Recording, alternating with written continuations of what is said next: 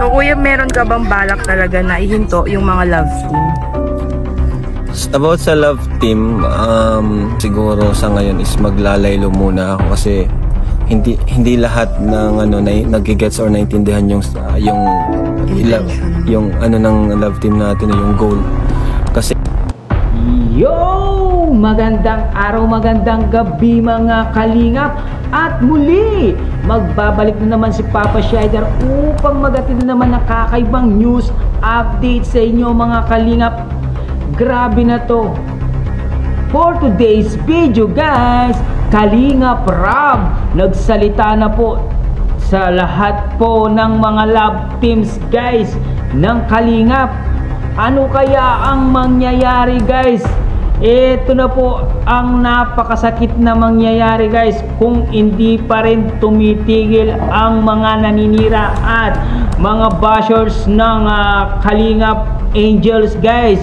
Tara guys, panoorin natin ang sasabihin ni Kalingap Rob guys. At kung bago ka pa lamang sa ating YouTube channel mga Kalingap, huwag kalimutan mag-like, mag-share at mag-subscribe na rin po sa ating YouTube channel. Siyempre, huwag mong kalimutan suportahan sina Kuya Bal Santos Matubang, Ate Edna Vlogs, Kalingap Rob, Kalingap Team. Siyempre, ang ating mumunting YouTube channel mga Kalingap. Huwag na natin patagalin to guys. Grabe na mga issue na to guys. Ito na guys ang sasabihin ni Kalingap Rob. Maganda-handa na po tayo mga Kalingap sa mga pwedeng mangyari sa mga love team ng Kalingap Angels guys. Let's go! Bakit mo naman naisipan na tumigil? Ano yung pinaka nakaka-stress? Kuya, meron ka bang balak talaga na ihinto yung mga love team? So, eto Kalingap Rob, kamusta? Sige, pwede naman mag-pass kuya. okay. Kamusta ka naman po ngayon? Okay lang, mas motivated and mas inspired. Kasi yan nga, pag may mga mga critics, lalo akong mas ginaganahan pa.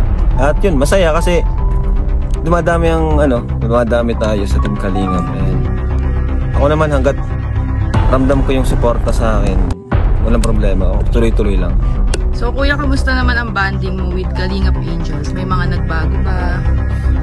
Masaya ako kasi mas naging close ko sila, mga Kalingap Angels. Lalo na itong mga nakaraan, yung sinasama ko sila lahat. Mas okay din pala yung ganun kasi mas nakikilala ko sila. Unlike before na medyo may pagbabago kasi sa content ko. Dati baga isa-isa ko sila minablog. Ngayon halos sabay-sabay na minsan sa isang vlog, ang dami kong beneficiary na binibigyan. Yung iba kasi, bawat sama niyan, may binibigay ako dyan. Yung iba, di ko lang talaga pinapakita na sa vlog. Basta bawat kita nyo sa camera, mayroon pa akong binibigay sa kanila. Yun po yung ko dyan. Yun yung tulong ko sa kanila. Yes. So, at the same time, nag-enjoy sila sa pagsama sa atin. Oo nga po eh. Tsaka mas nagiging close sila lahat. Hindi lang sa pag may event. Tama. So kuya, bakit mo naman naisipan na tumigil? Ano yung pinaka nakaka-stress sa'yo? Yung sa yun nga, yung medyo nagsunod-sunod lang yung problema sa loob ng community, lalo na yung regarding sa mga love team, diba, na medyo talagang nagiging toxic na siya kasi may kanya-kanyang sinusuportahan. Tapos basta alam naman na ng mga viewers yun, basta pag sa mga fanatics, diba, minsan di na talaga kontrolado yung mga sinasabi, basta support lang sila sa kanilang idolo. Yun yung gusto kong mawala. Gusto ko ng pagkakaisa sa Kalingap. So kuya, meron ka bang balak talaga na ihinto yung mga love team? About sa love team, not totally ihinto. Siguro sa ngayon is maglalaylo muna ako kasi hindi lahat ng nagigets or naintindihan yung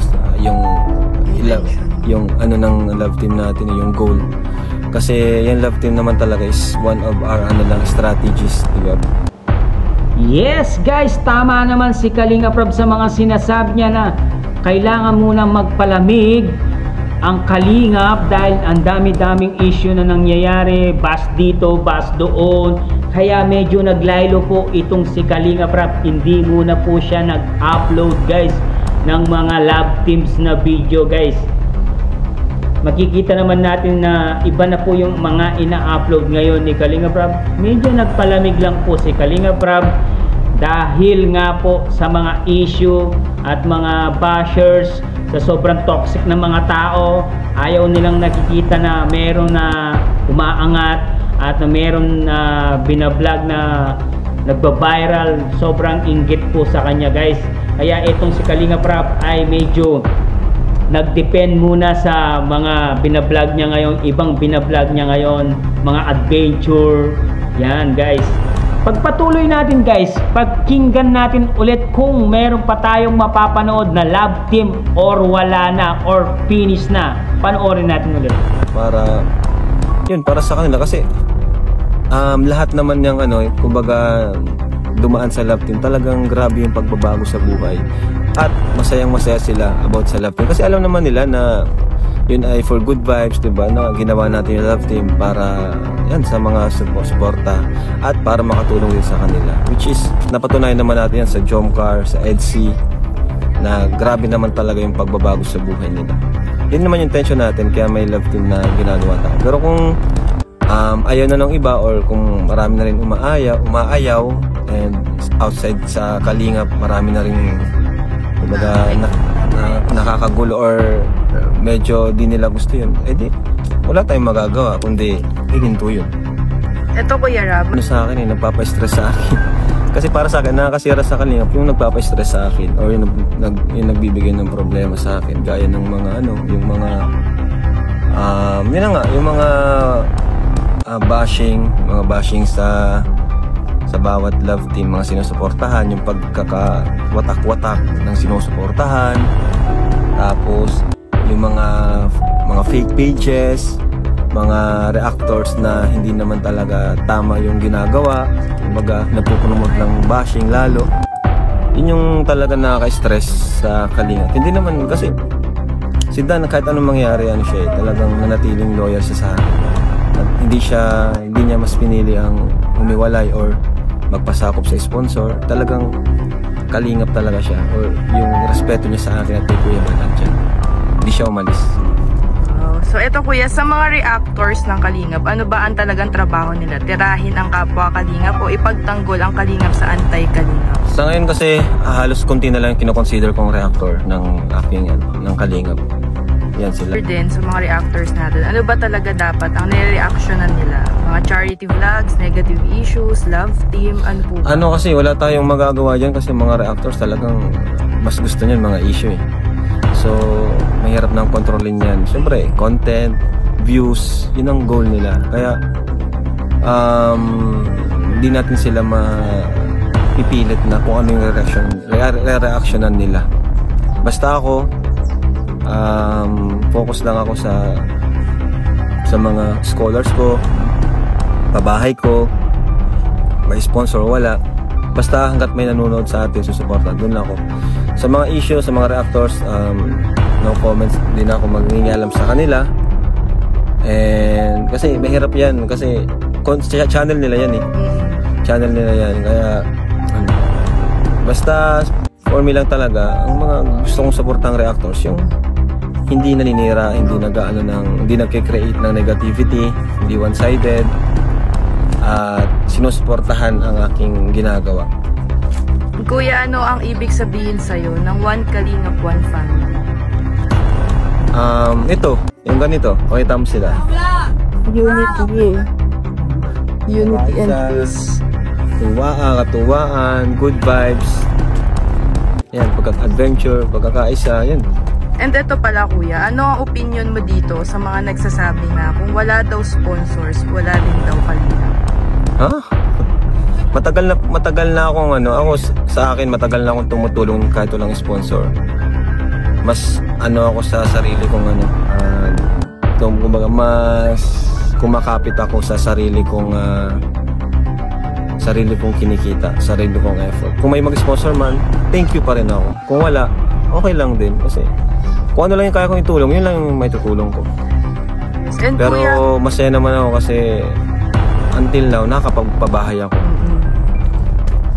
So Kuya, ano ang mga plano mo sa mga susunod pang araw para sa Kalingap Foundation? Yun nga, matagal ko nang pinaplano yung makapag-travel at makapag-charity sa outside Bicol. Yun yung mga plano ko. Mas kumalat pa. Mas kumalat pa. Malapit na yun kasi okay na siya, nag-recover na lang si Chappie. And kuya, message mo syempre sa mga solid supporters ng Team Kalingap na from day 1 until now talagang nandyan. Ayan, sa ngayon, ano pa rin naman ako, sobrang saya ko pa rin naman kasi ramdam ko pa rin yung support nila. Sa views ko per upload is okay pa rin naman.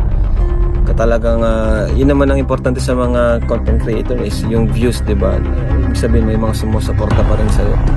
Kaya maraming salamat po sa patuloy na naniniwala sa akin, sa aking mission.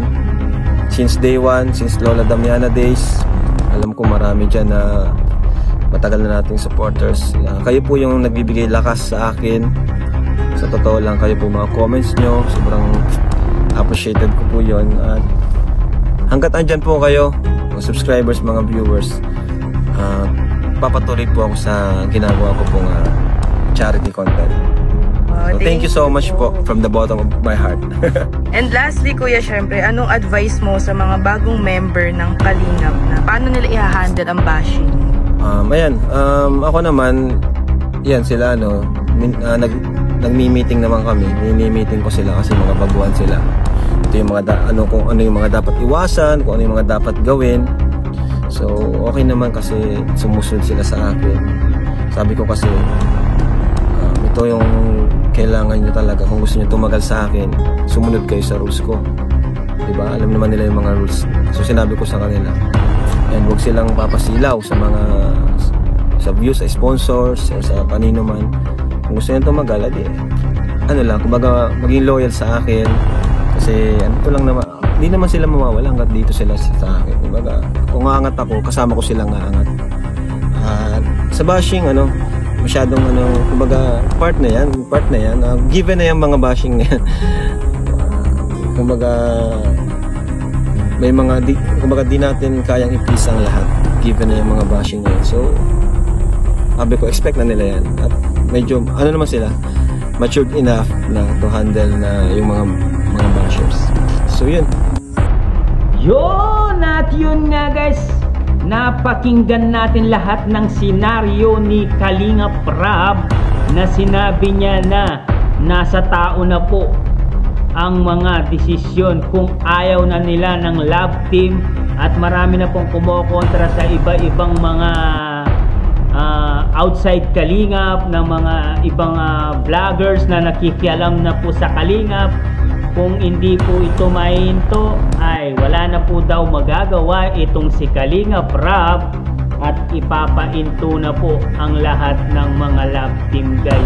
Pero hindi pa rin po sure kung ipapahinto ni Kalingap Rab. Naggagawa pa siya ng mga paraan para may patuloy niya po ang kanyang adlikain sa mga beneficiary niya. Yung iba kasing mga tao guys, hindi po nila naiintindihan ang love team. Pang lang po yan, pang good vibes para marami po silang matanggap na mga blessing, di ba? Yan po, yung iba kasi hindi po nila maintindihan. Kaya nga itong si Kalingap Rab medyo nasasaktan na po sa mga nangyayari. At sabi naman niya na pag ayaw na ng mga tao at marami na pong kontra at bibitaw na po si Kalingap Rab, bibitawan na po yung love team at mawawala na po yung mga love team. Kung sakali man na marami po ang pumasok na mga toxic na people na hindi outside Kalingap tapos nakialam na po sa Kalingap at medyo nagiging toxic na lahat ng mga nangyayari, yun na po ang udyat na mapapaaga na po ang paghihinto sa mga love team ng Kalingap. Napakasakit naman yun. Pero wag po tayong mawalan ng pag-asa, baka sakaling itong isyong ito ay medyo lumamig at wala na pong masyadong nagbabash sa Kalingap. Siguro mga 1 week, 2 weeks lang guys, yung issue na to ay bababa guys. Basta wag lang po natin pansinin ng mga bashers, sa mga naninira sa Kalingap. yung issue ay bababa ng bababa yan hanggang makalimutan na nila yung issue na yun, guys. Yan lang ang payo ko sa mga basher na naninira sa Kalingap. Hindi sila masaya sa buhay nila dahil nakikialam sila sa buhay ng may buhay. Ganyan talaga yung mga Pilipino eh. Kung ano yung sumisikat, yun ang kanilang binabagsak. Lalo na si Krista, no? Kung nakita mo lang yung talambuhay ni yung si Krista, grabe, kakaiyak, guys. Doon sa 300 pesos na binigay ni Ate Ligaya, doon makikita mo talagang naghihirap po sila talaga. Walang-wala po sila. Ngayon meron na po silang tumutulong at nagbe-beneficiary sa kanila at medyo gumaganda na po ang buhay ni Krista. Ngayon po ay inihila na marugo pababa yung bata, guys. Ayaw nilang umangat, ayaw nilang magkaroon ng magandang buhay. Ganyan po ang mga Pilipino, mga toxic na Pilipino. Pag umangat, binababa. Pag nasa baba naman, gusto naman umangat. Hindi natin maintindihan ang mga ibang Pilipino. Medyo makitid po ang mga utak ng ibang mga Pilipino. Hindi ko linalahat-lahat ng Pilipino. Yung ibang mga Pilipino, medyo makitid ang utak. Utak po nila ay kakarampot lamang po. Kaya hanggang dito na lang muna ang ating reaction video. Sana matapos na po itong mga issue na to at meron na po tayo mapanood ng mga love teams ng Kalingap. Sana po malagpasan po ni Kalingap Rab yan. Basta support lagi Kalingap Rab po. Huwag po natin pabayaan na magwagi po ang kasamahan sa kabutihan, guys, no? Hanggang dito na lang. Maraming salamat po at I love you all, guys. Sana maging matagumpay po tayong lahat. Hanggang dito na lang. I love you all. Mua mua chuchu babo.